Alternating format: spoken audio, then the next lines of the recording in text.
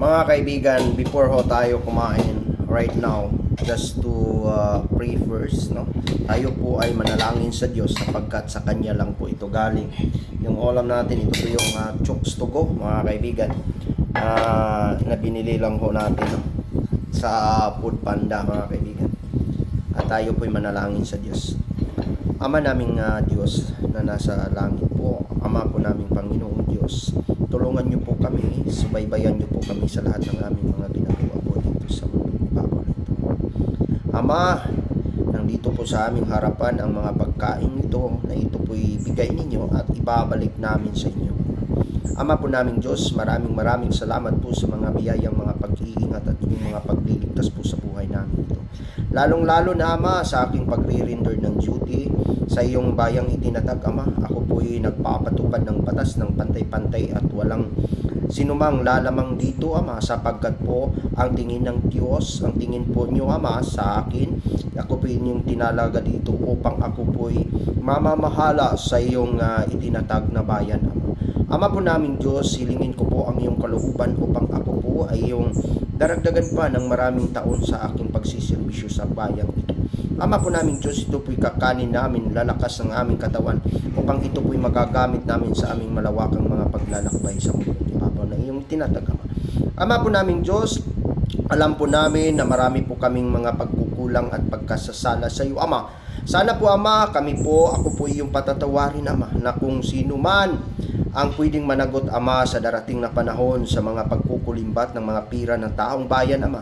Kung may darating man na mga paglilipol at pagyayanig po sa iba't ibang bahagi ng mundong ibabaw na ito, Ama, sana po, Ama, ay ikaw po ang sandigan namin at puntahan ho namin, Ama, sapagkat po nasa inyo po lahat. Ama po naming Diyos, hilingin ko po ang iyong kalooban upang ako po at lahat ng miyembro ng aking pamilya, Ama, ay mailalayo po sa lahat ng malulubha at matitinding mga karamdaman at mga sakit, Ama, at malalayo sa mga trahedya sa buhay, Ama. Lalong-lalo na, Ama, na kami po ay hindi po mayaman at hindi po kurakot sa ating bayan, Ama, na iyong itinatag, Ama. Ama po naming Diyos, sana po mabubuksan po ang isipan ng mga taong kukurap sa bayang ito, Ama, na sana po ay mag-iiwan po sila para sa younger generation ng iyong bayang itinatag, Ama. Kung darating man ito, Ama, ang maraming mga paglilipol at mga pagyayanig po sa iba't ibang bahagi ng Pilipinas at sa mundo, Aba, sana po makikita niyo po ang aming ginagawa po para sa inyong bayan. Ama po naming Diyos, patawarin niyo po kami, patawarin niyo po ako, Ama, kung marami man akong mga pagkukulang at mga pagsasala sa iyo, Ama. Sana po, Ama, kung may madarating mang mga pagyayanig, Ama, na malalakas na mga lilindol, Ama, sana po unahin niyo po kung saan po nakatumbok, saan po nakitayo ang mga bahay ng mga kurakot, ng mga sa mamamayang Pilipinong pira, Ama.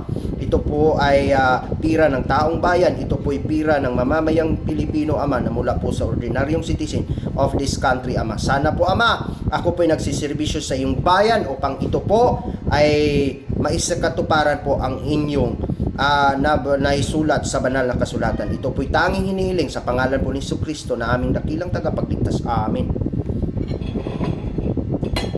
Kain na ho tayo, mga kaibigan. Maluluha lang ho tayo, mga kaibigan, sapagkat ho yung mga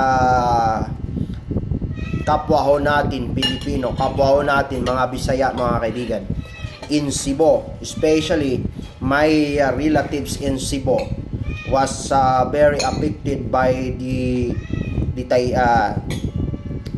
lindol, no, which is a 6.9 magnitude, no.